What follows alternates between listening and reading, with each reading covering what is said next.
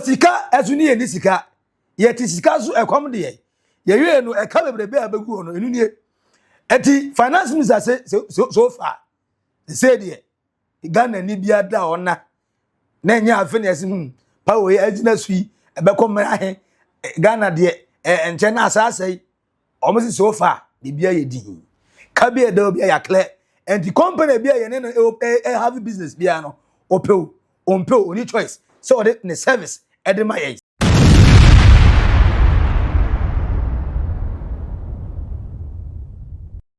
John Dramani Mahama, John Kwame Nkrumah, John Ababiu, John, he's the hope. Mahama gives the hope for better Ghana. Mesi metu nyimu ya na papa no, wasaye senchirene. Na ni yai, yatiwana parliament, tokwa pai, abu. Afanya maki se edi no, dumso levy. NDC for say, energy sector levy. Now, ni nane say, ye pese solve Ghana. Ye power problem, hey. Your mama open din ba ko e dia friend. In fact, as an time pe, and a said in the crab be kese. Doom so. And onama doom so. Ofa doom so. Duma must say, I feel no doom so vigil enemy. Papa na ba no. Ho no one now say ready me person with the best me.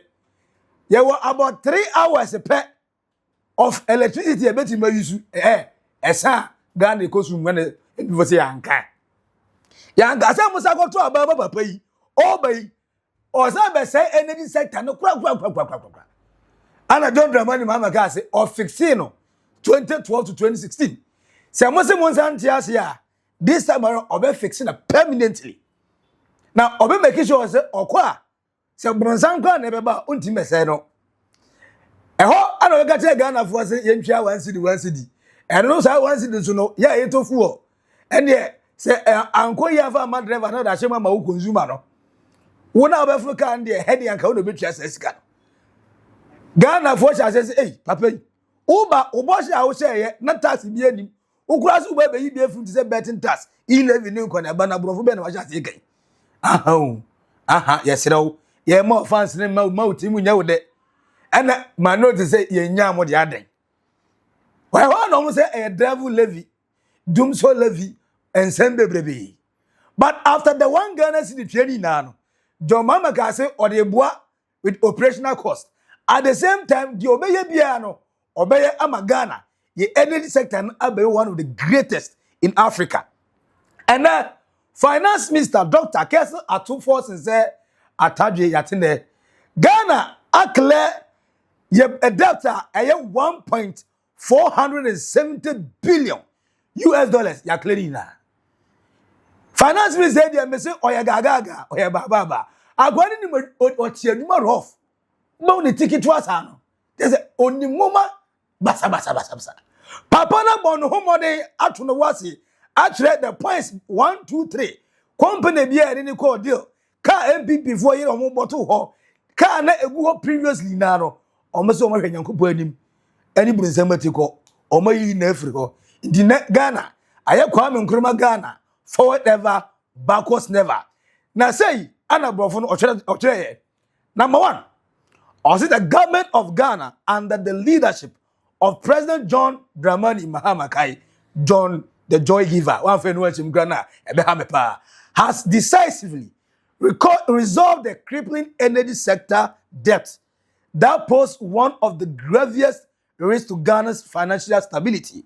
Enti way brofo okan ina no simple enti etia ne say John Mahama e ka na eda ho a na ma any sector yakoye nim baako nya be achim ensa no waklefro ho enti na ka bi anyi ho biu na o ka say na ECD beton hey aludi show boy oni Dr. Mahmoud Bawumia economic risk na ye beton ECD o e ka many here to the sense say ya adwene say ye ton ECD a ane ho beto ye ene obi fufuro mefa ka no fe onyonko ba ya wabeye o the 1 year 12 months pe sanka obi abadwene man nu say na nka mabebu man na maya mesin ka Ghana ni bia nko aburosiro wo koye den ka koye den point 2 one President Mahama assumed office in January 2025, the energy sector had been pushed to the brink by years of persistent non-payment for gas supplied to the power sector from the offshore Cape 3 Points field.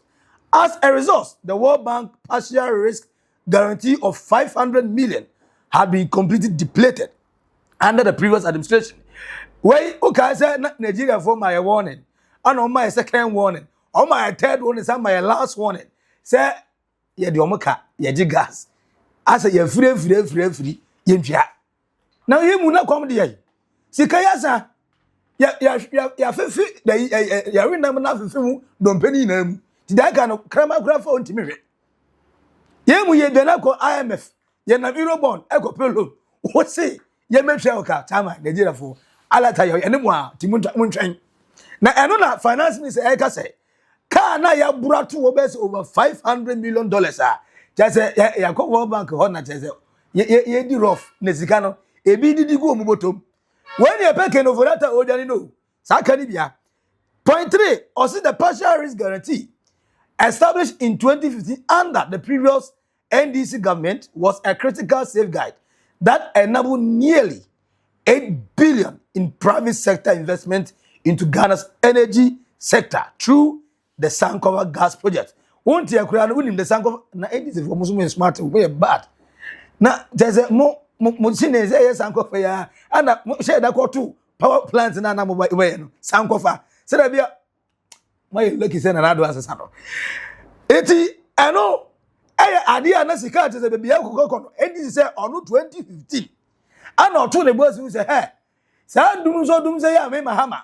Me fa ya na nkwala dum so benifo dum so. Emerewane gokrofo dum so. Enti papa na ti dum so anti osun da gwa na na oti dum so. Wo bre ano so obetwa ase, obetu ase. Enti ye koje sika eso mu 8 billion. Say that be a bit making sure say sa problem na da no ye be clear, ye be solve ni na once and for all. I know the power plant de be a Sankofa gas project. Yes, okay, it's a gas no problem. Gas na ne toye den meboa. E be solve that problem no. Point 4, it was designed to guarantee payment to the project partners any and veto in the event of payment shortfalls. Exhaustion represented a serious government failure that undermined Ghana's international credibility. Now, 5, in a clear demonstration of fiscal discipline and responsible leadership, government has at 31st December 2025 fully, again, as at 31st December 2025, fully repaid 597.50 million US dollars. And inclusive of interest drawn on the World Bank guarantee. This achievement has restored the facility in full and reaffirmed Ghana's standing as a credible and reliable partner on the global stage. Now, I said, what will you now? Untria, no, Untria, or Tana Okobaya farm. We a quick loan, brofo. Why would you quick loan down? Time so no Untria, no problem. Only interest back at home. Once Untria, no problem. Yaka in Nana say, after watching the war emergency, Obakono, you do not qualify for this loan. Every baby, Tina Ghana, ye di about the international market. Finances in ya burubusu na intimintia. Internet say you growing intimin ko Liverpool. I say ko se ko jibusu bia saba. But still, anadum be bobi pa. Oh, this guy. Point 6, between January and December 2025, government, through carefully coordinated policies actions, also settled all outstanding gas invoices owed to any and veto for the electricity generation. This payment totaled approximately $480 million, ensuring that Ghana is fully current on its obligation to the Sankofa partner. Nigeria first man meka say na ye de omuka gas no ye hia dodo na Ghana na kura so ye gaga pa gas ga mu ni gas ni bi muko kra na muko kra no so muko free wi na mama Togo Côte d'Ivoire France Burkina Faso electricity mu fam manage mu nko amode ngakra 480 million invoice na da ho no yakle say hwinyo through prudent financial management, adequate budgetary provisions have been secured to sustain timely payment going forward. Point 8, government has also held constructive engagement with Tullow Oil and the Jubilee Field partners, agreeing on a comprehensive roadmap to guarantee full payment of all gas off taken. This approach is aimed at supporting reliable nationwide electricity generation while accelerating industrial growth. Kaise nanu yai, miyamanu yai, and the begachilo. Say, according to the energy sector minister, John Jinapo, another one of my favorite ministers, Oboju Manepa, Dumso na solve was solving economic and industrial problem. Was solving and I do the Suomusu. Now we the year Tilanka light of no Dumso. Hey, Kabayru and Kabayre Papa. Papa said by 2026 ending, the John Dramani Mahama, John Abobio, John Kwame Nkrumah plan say on person be see free kwenya so solve the problem here. On person Ghana 100% electricity supply.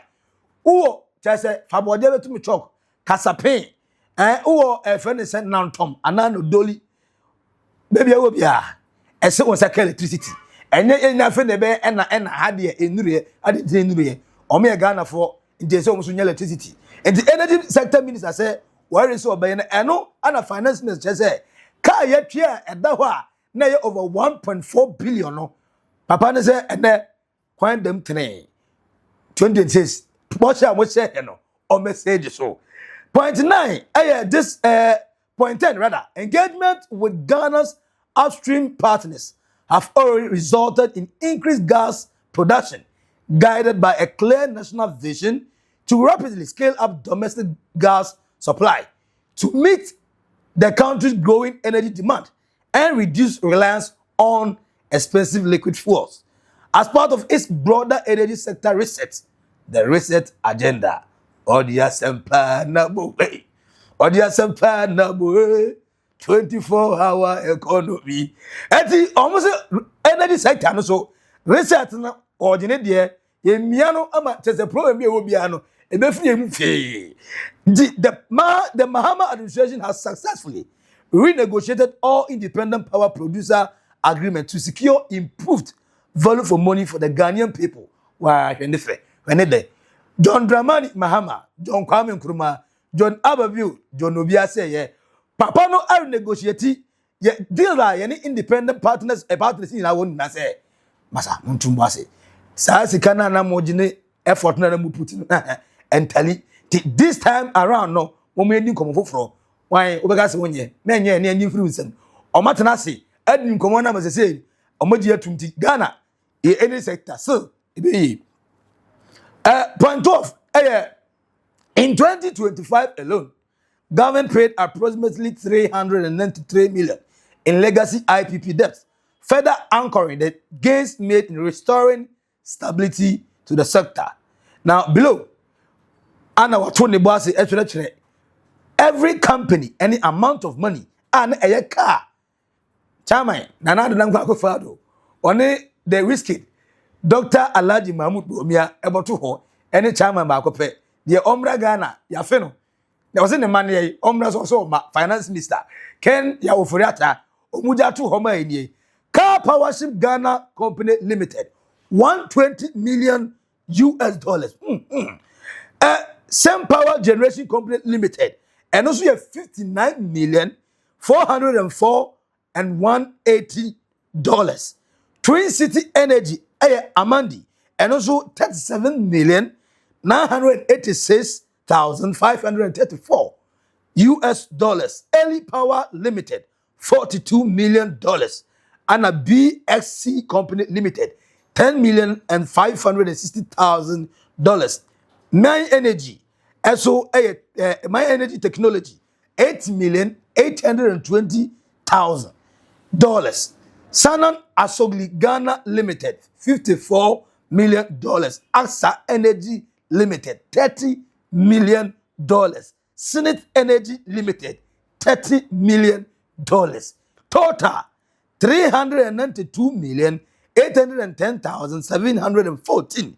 Altogether, the Minister of Finance has paid approximately 1.470 billion in the 2025 fiscal year to rescue and restore Ghana's energy beyond clearing inherited arrears and through disciplined implementation of the cash waterfall mechanism by the Ministry of Energy. Government has remained current on largely all IPP invoices for 2025 and is firmly committed to further improved payment performance across all IPP obligations going forward. Last point, point 16. The government of Ghana assured the general public, industry, stakeholders, and international partners that the era of uncontrolled energy sector debt accumulation is over.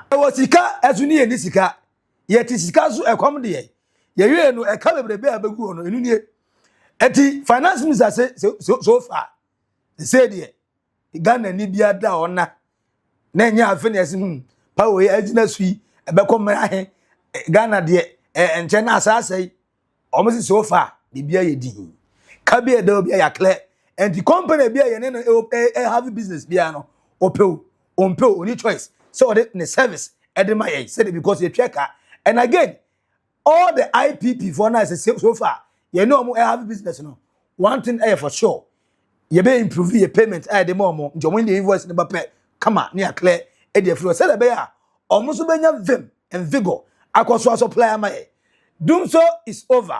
The debt that was 1.47 billion have been cleared by the John Dramani Mahama, John Kwame Nkrumah, John Ababio, joined the joy giver. Wakati ni Afrika. Hene depa. Me hu ya me de. Me se sasi kai na Ghana ha na ebetimi de adwuma.